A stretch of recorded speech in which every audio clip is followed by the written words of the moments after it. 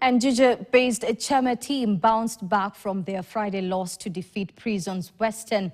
Prisons took the second set, making the match more competitive, but Chema ultimately won with his 3-1 at the Nyayo Gymnasium.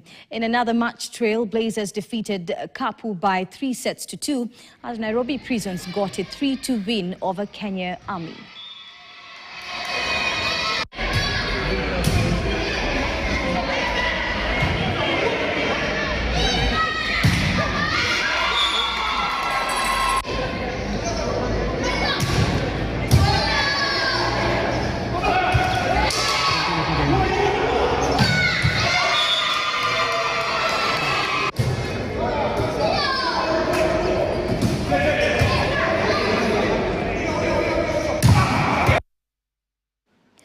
And the Kenyan Sevens men's rugby team Shujaa finished 7th at the first World Championship Series in Hong Kong.